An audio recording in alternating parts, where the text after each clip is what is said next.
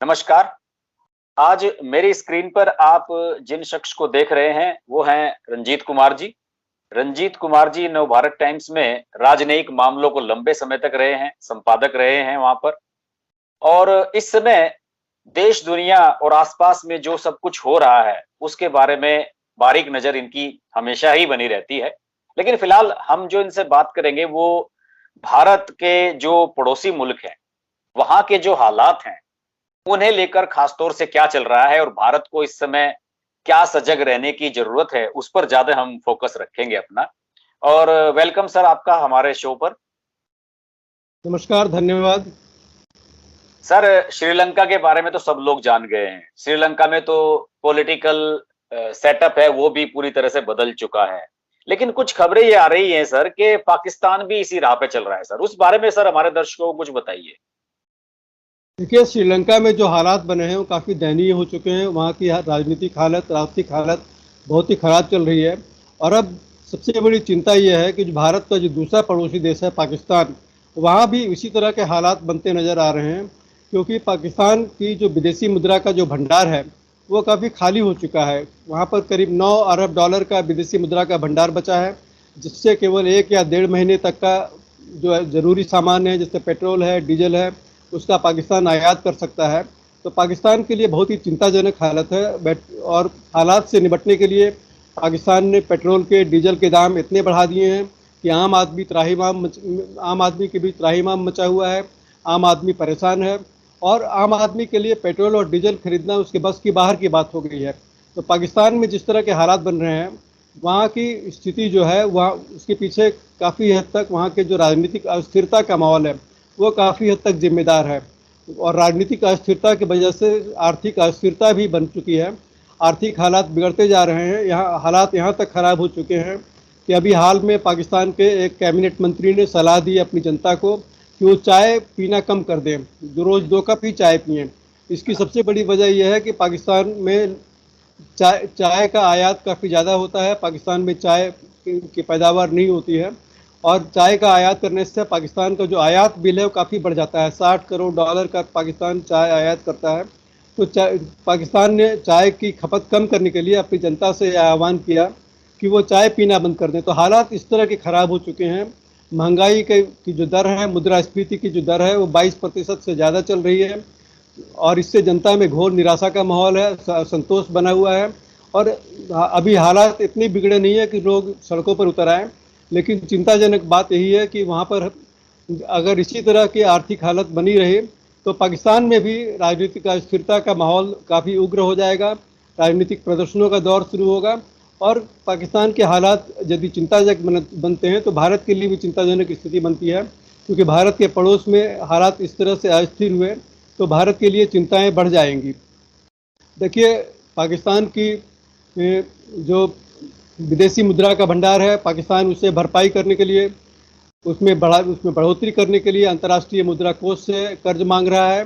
लेकिन अंतर्राष्ट्रीय मुद्रा कोष की कई शर्तें हैं। अंतर्राष्ट्रीय मुद्रा कोष की सबसे बड़ी चिंता यह है कि पाकिस्तान ने चीन से जो कॉमर्शियल रेट्स पर, व्यावसायिक दर पर, जो काफ़ी ज़्यादा होता है, सामान्य दरों से अधिक होता है, उस पर कर्ज लिया हुआ है। तो पाकिस्तान कहीं आईएमएफ से लोन लेकर के उसका भुगतान चीन को न करने लगे। अंतर्राष्ट्रीय मुद्रा कोष की चिंता सबसे बड़ी यही है, क्योंकि चीन का पाकिस्तान पर करीब 14 अरब डॉलर से अधिक का कर्ज बना हुआ है। पाकिस्तान के कुल कर्ज का 10% से ज़्यादा चीन का कर्ज है।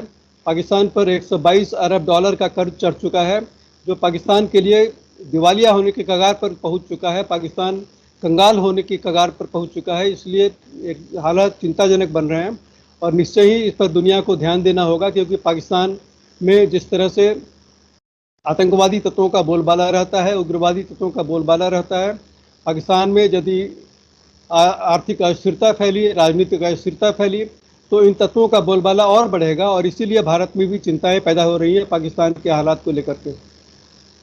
तो सर ये बताइए कि ये तो आपने बताया कि पाकिस्तान की इस समय हालत जो है, और मैं देख रहा हूँ ये सब जो कंटेंट है, मैंने भी आपसे बात करने से पहले ये सब चीजें पढ़ी। लेकिन सर मुझे थोड़ा सा ये समझाइए कि इस स्थिति में पाकिस्तान जो है वो पहुंचा क्यों? क्या ऐसी क्या चीजें हुई? चीन से पैसा लिया, आईएमएफ से पैसा ले रहे हैं, वर्ल्ड बैंक से फलाना ढिमकाना ये सब चीजें चलते रहते। इमरान खान जब थे वो पता नहीं कहाँ कहाँ से कि हमने इतना पैसा सऊदी अरब से यूएई से मंजूर करा लिया है। तो आखिरकार सर हालत बिगड़ी क्यों, ये इस स्थिति में क्यों पहुंचे सर? देखिए, इसके दो बड़े कारण हैं। एक तो घरेलू कारण है और दूसरा बाहरी कारण है। बाहरी कारण हम कह सकते हैं जो कोरोना की महामारी फैली है, और जो दूसरी वजह है रूस और यूक्रेन के बीच जो युद्ध चल रहा है। रूस और यूक्रेन के बीच युद्ध चलने से पेट्रोल और डीजल की सप्लाई बहुत कम हो गई है। इसकी इनकी दरें काफ़ी बढ़ चुकी हैं, काफ़ी महंगी हो चुकी हैं। पेट्रोल और डीजल की का आयात पाकिस्तान के लिए काफ़ी महंगा हो चुका है। और कोरोना महामारी की वजह से जो विश्व में मांग की कमी पैदा हुई है, जो विश्व में मंदी की स्थिति पैदा हो गई है, उससे पाकिस्तान की अर्थव्यवस्था पर भी काफ़ी बुरा असर पड़ा है। देखिए, पाकिस्तान की आर्थिक हालत ख़राब होने की पीछे एक और वजह यह है कि जो फाइनेंशियल एक्शन टास्क फोर्स है, जो आतंकवाद को लेकर के वित्तीय लेन देन पर नज़र रखता है, तो फाइनेंशियल एक्शन टास्क फोर्स ने, जो यूनाइटेड नेशंस की संस्था है, उसने पाकिस्तान को ग्रे लिस्ट में डाला हुआ है। पाकिस्तान जब तक ग्रे लिस्ट में रहता है तो पाकिस्तान को अंतर्राष्ट्रीय मुद्रा कोष से, विश्व बैंक से कर्ज मिलना मुश्किल हो जाता है। और पाकिस्तान में जो विदेशी निवेशक हैं वो भी वहाँ पर निवेश करने से घबराते हैं, वहाँ पर जाने से हिचकते हैं, वो पाकिस्तान में नहीं जाना चाहते।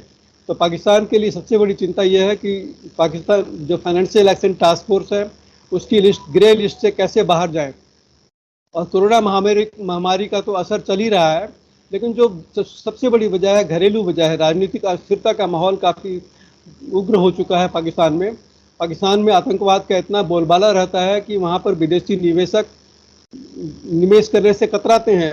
आतंकवाद के माहौल में वे अपने को सुरक्षित नहीं महसूस करते हैं।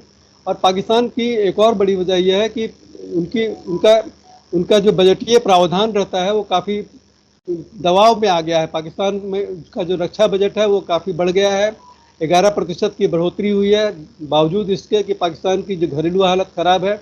लेकिन पाकिस्तान की सेनाओं ने अपने लिए काफ़ी बड़ा बजट तय करवा लिया है। तो पाकिस्तान की जनता के लिए जो बजट तय होना चाहिए था वो पाकिस्तान की रक्षा पर खर्च हो रहा है। तो पाकिस्तान की ये जो स्थितियाँ घरेलू और बाहरी वजह हैं, इनके कारण पाकिस्तान की आर्थिक हालत निरंतर खराब होती जा रही है। मुद्रास्फीति की दर, जैसा कि मैंने पहले बताया, 22% से अधिक चल रहा है। और इसी तरह यह मुद्रास्फीति बढ़ती रही तो पाकिस्तान की आम जनता के लिए महंगाई की मार को झेलना बहुत मुश्किल हो जाएगा। सर लेकिन आपने जैसे बताया कोरोना महामारी और ये सब चीजें आपने बताई, और ग्रे लिस्ट में है वो भी आपने बताई। लेकिन सर जैसे आपने बताया कि रक्षा बजट बढ़ा दिया है पाकिस्तान ने, तो सर ये रक्षा बजट तो ये तो इमरान खान के समय में ही बढ़ा होगा सर, क्योंकि लोग ये कहते हैं कि इमरान खान की सरकार ही जो है सेना ने बनवाई थी। देखिए, इमरान खान की सरकार के बाद शहबाज शरीफ की सरकार आई है और बजट इसके दौरान पेश किया गया है। और इसी दौरान, क्योंकि देखिए पाकिस्तान की सरकार का जो संचालन होता है नेपथ्य से सेना ही करती है, और सेना का प्रभाव काफ़ी रहता है पाकिस्तान की सरकार की नीतियों पर, आर्थिक नीतियों पर, विदेशी नीतियों पर पाकिस्तान की सेना का प्रभाव रहता है।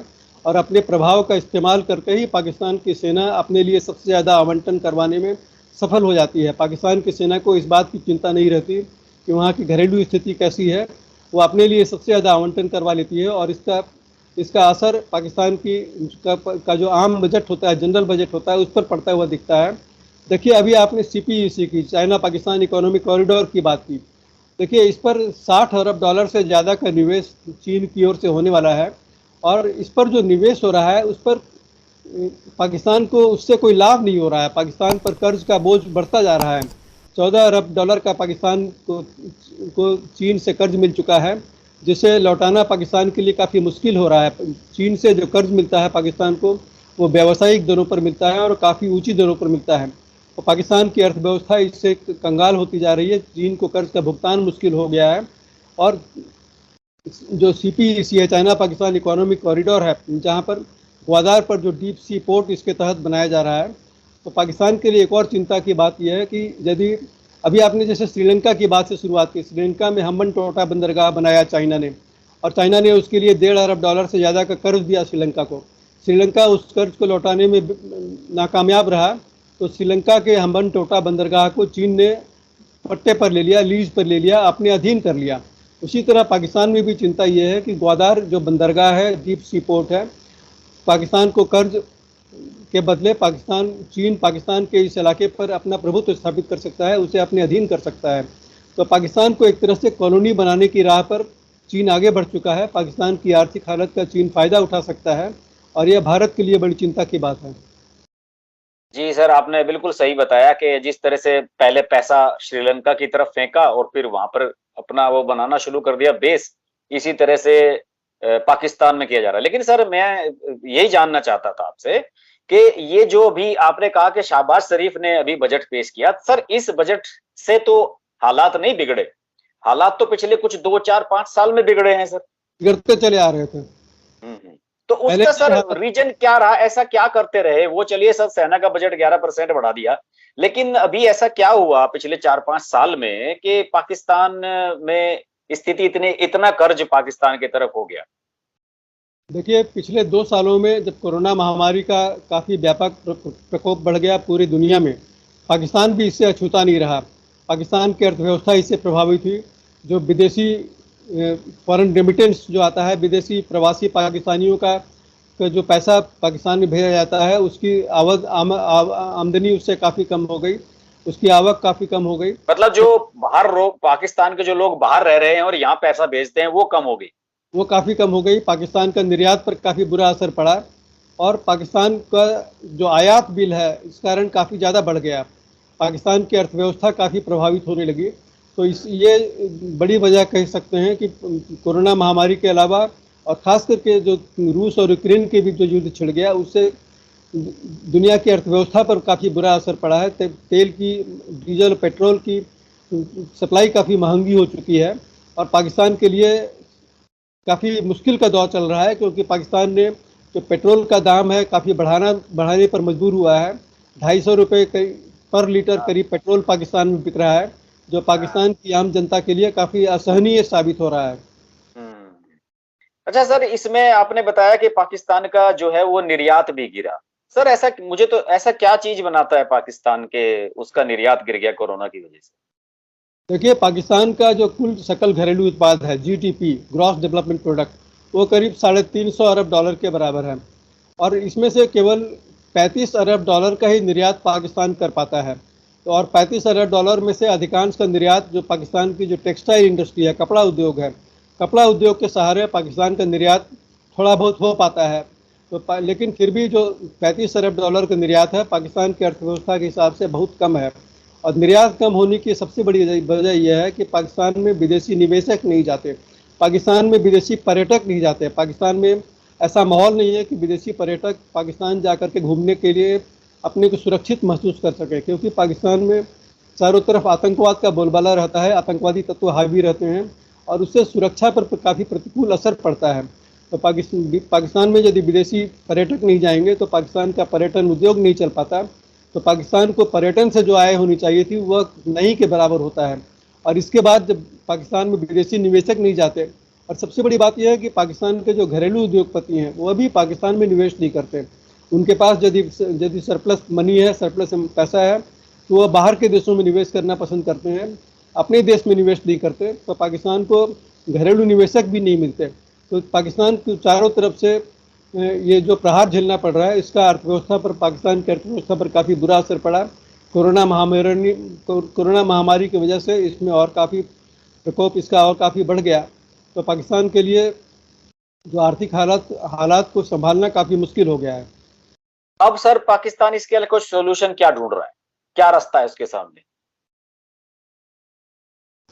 पाकिस्तान को जो अतिरिक्त खर्च पाकिस्तान की सेना पर किया जाता है, पाकिस्तान में सुरक्षा माहौल को संभालने के लिए पाकिस्तान के जो घरेलू आतंकवादी तत्व हैं, तहरीक-ए-तालिबान पाकिस्तान है, उससे निपटने के लिए पाकिस्तान को जो खर्च करना पड़ता है, पाकिस्तान की सेना ने जो अनावश्यक खर्च भारत की कथित चुनौतियों का मुकाबला करने के लिए काफ़ी बढ़ा दिया है। अफगानिस्तान की ओर से पाकिस्तान की सेना को जो चुनौतियाँ मिल रही हैं उस पर पाकिस्तान का खर्च काफ़ी बढ़ा दिया है। तो पाकिस्तान यदि अपनी घरेलू रक्षा और विदेश नीति में जब तक बदलाव नहीं लाएगा, पाकिस्तान की सेना का खर्च कम नहीं होगा। और पाकिस्तान की सेना पर यदि 1/4 खर्च पूरे बजट का हो जाता है, तो अगर यदि उस पर लगाम नहीं लगाया गया तो पाकिस्तान की सरकार का जो खर्च है, सुरक्षा दायित्वों को पूरा करने का जो खर्च पाकिस्तान वहन कर रहा है, वो ज़रूरत से ज़्यादा काफ़ी हो गया है। पाकिस्तान को उस पर लगाम लगाना होगा। और इसके अलावा जो पाकिस्तान के अंदर जो अतिरिक्त खर्च किए जाते हैं, जो जो अयाशी पर खर्च किए जाते हैं पाकिस्तान की सरकार द्वारा, उस पर लगाम लगाना होगा। पाकिस्तान की सेना को, पाकिस्तान की जो अर्थव्यवस्था को, उसमें समुचित सुधार करना होगा। अंतर्राष्ट्रीय मुद्रा कोष ने पाकिस्तान से कहा है कि अपने ज़रूरी खर्चों को कम करें, और पाकिस्तान जब तक इन बातों पर ध्यान नहीं देता है, पाकिस्तान की अर्थव्यवस्था में सुधार होना काफ़ी मुश्किल है। और पाकिस्तान की अर्थव्यवस्था को चमकाने के लिए उसे घरेलू सामाजिक और आर्थिक हालात को काफ़ी बेहतर करना पड़ेगा, आतंकवाद का माहौल समाप्त करना पड़ेगा, तभी पाकिस्तान में जो आर्थिक गतिविधियां हैं वो फिर से चल पड़ सकती हैं। ये सर, ये सब चीजें तो एक दिन में तो करना संभव नहीं है। ये तो बहुत समय से पाकिस्तान कह रहा है कि हमने उस पे फलां को आतंकवादी डिक्लेयर कर दिया है, फलां को जेल में भेज दिया है, मुंबई के जो मास्टरमाइंड है उनको भेज दिया है, और इस बात को लेकर अमेरिका भी उन पे इनाम डिक्लेयर कर चुका है कि साहब ये सबसे बड़े आतंकवादी जो दुनिया के हैं वो पाकिस्तान में बैठे हुए हैं।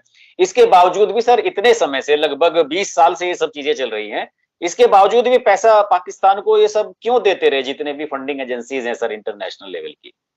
देखिए, पाकिस्तान को जो अंतर्राष्ट्रीय मदद मिलती है उसके पीछे सबसे बड़ी वजह, उसकी सबसे बड़ी चिंताजनक वजह यह है कि पाकिस्तान एक परमाणु हथियारों का से संपन्न देश बन चुका है। पाकिस्तान में यदि राजनीतिक अस्थिरता फैलती है, आर्थिक अस्थिरता फैलती है, तो ऐसी हालत में जो वैक्यूम का माहौल बनेगा, उसकी भरपाई पाकिस्तान के आतंकवादी तत्व कर सकते हैं। पाकिस्तान में जो आतंकवादी तंजीमें हैं, आतंकवादी संगठन हैं, वह पाकिस्तान की राजनीति पर हावी हो सकते हैं। और दुनिया की सबसे बड़ी चिंता यह है कि पाकिस्तान के जो परमाणु हथियारों का भंडार है, कहीं उस पर प्रभुत्व आतंकवादी तत्वों का न हो जाए, कहीं उस पर उनका प्रभाव न जम जाए। सबसे बड़ी चिंता दुनिया की यह है। इसलिए दुनिया, अंतर्राष्ट्रीय समुदाय यह देखता है कि पाकिस्तान की इकोनॉमी कोलैप्स नहीं कर जाए, पाकिस्तान की इकोनॉमी पूरी तरह बिखरने से किस तरह बचाया जाए, पाकिस्तान, दुनिया की चिंता यह रहती है। और इसीलिए पाकिस्तान को जो अरब देशों के जो खाड़ी के मुल्क हैं, वो जो मुस्लिम देश हैं, वो पाकिस्तान को इकोनॉमी को गिरने से बचाने की कोशिश में भी लगे रहते हैं। तो पाकिस्तान को एक तरह से, लेकिन पाकिस्तान के हाल में जिस तरह से सऊदी अरब से, तुर्की से रिश्ते खराब हुए हैं, संयुक्त अरब अमीरात से रिश्ते खराब हुए हैं, तो पाकिस्तान को इन देशों से भी मदद मिलने में काफ़ी मुश्किल होती है। पाकिस्तान को चीन भी पूरी तरह खुलकर मदद देने को तैयार नहीं होता। पाकिस्तान के लिए काफ़ी चिंताजनक बात है। लेकिन दुनिया के लिए चिंताजनक बात यह है कि पाकिस्तान पर यदि आतंकवादी तत्वों का बोलबाला और बढ़ता गया, तो वहाँ के परमाणु हथियारों का जो भंडार है उस पर कहीं उनका प्रभुत्व न बन जाए। यह भारत और सारी दुनिया के लिए चिंता की बात हो सकती है। आपका कहने का मतलब है कहीं तालिबान जैसे हालात, जो अफगानिस्तान में जिस तरह से तालिबान लौट आए हैं, कहीं उस तरह के हालात यहाँ पर ना हो जाए? यदि पाकिस्तान की आर्थिक हालत खराब होती गई, वहाँ पर असंतोष बढ़ता गया, तो जो आतंकवादी तत्वों का प्रभुत्व काफ़ी बढ़ सकता है, वो पाकिस्तान की राजनीति पर हावी हो सकते हैं। ये सबसे बड़ी चिंता की बात है कि जो तहरीक तालिबान पाकिस्तान है, तो जिस तरह से पांव फैला रहा है पाकिस्तान में, वह कहीं पाकिस्तान की सत्ता पर हावी न हो जाए, ये सबसे बड़ी चिंता की बात है। अच्छा सर, जैसे श्रीलंका में जब संकट की स्थिति आई, तो मैंने भारत के विदेश मंत्री के एस जयशंकर के लगातार बयान पढ़े इस बारे में, और उन्होंने कहा हम वॉच कर रहे हैं और हम चाहते हैं कि हम अपने पड़ोसी मुल्क की हेल्प करें, और हेल्प के लिए भारत ने ऑफर भी की है बहुत ज्यादा। तो क्या पाकिस्तान को भी क्या हेल्प ऑफर कर सकता है इंडिया? देखिए, भारत और पाकिस्तान के रिश्ते ऐसे नहीं है कि पाकिस्तान को भारत इस तरह की मदद दे। भारत ने श्रीलंका को करीब करीब $3.5 अरब की मदद दी है, लेकिन पाकिस्तान भारत से मदद लेने को तैयार नहीं होगा। पाकिस्तान को तो चीन भी मदद देने को तैयार नहीं हो रहा है, जो कि उसका सभी मौसमों का दोस्त कहा जाता है, आयरन फ्रेंड कहा जाता है, ऑल वेदर फ्रेंड कहा जाता है। लेकिन चीन भी पाकिस्तान को मदद देने से हिचक रहा है। तो ऐसी हालत में भारत कैसे पाकिस्तान को मदद करेगा? और पाकिस्तान भी भारत की मदद लेना नहीं चाहेगा, क्योंकि यह उसके लिए एक अपमानजनक बात होगी कि वो भारत से मदद ले। पाकिस्तान जो मुस्लिम दोस्त देश हैं अरब मुल्कों में, खाड़ी के देशों में, अभी वो भी पाकिस्तान को मदद देने से हिचक रहे हैं, क्योंकि पाकिस्तान की जो घरेलू और विदेशी जो नीतियाँ चल रही हैं, उससे सभी देश परेशान हैं, सारा अंतर्राष्ट्रीय समुदाय परेशान है। तो पाकिस्तान को खुद को संभालना हो, खुद को सुधारना होगा, और तभी पाकिस्तान अपने बल पर अपने पाँवों पर खड़ा होने की क्षमता विकसित कर सकता है। सही बताया सर आपने। बिल्कुल सही कह रहे हैं कि अगर भारत मदद देना भी चाहेगा तो वो मदद लेगा नहीं, क्योंकि उसके लिए ईगो सबसे बड़ी है। भले ही देश बर्बाद हो जाए, तबाह हो जाए, लोग भूखे मरने की स्थिति में आ जाए। सर, आपसे बात करके बहुत अच्छा लगा, और मैं आपसे चाहूंगा कि आपने कुछ किताबें भी लिखी हैं, अगली बार जब हम आपको बुलाएं अपने शो में तो आपकी किताब के बारे में भी चर्चा करें, और दूसरे मामलों पर भी, इसी तरह के इंटरनेशनल अफेयर्स पर सर आपसे हम चर्चा करते रहेंगे। आपका सर जानकारी के लिए धन्यवाद। बहुत बहुत धन्यवाद। नमस्कार। नमस्कार।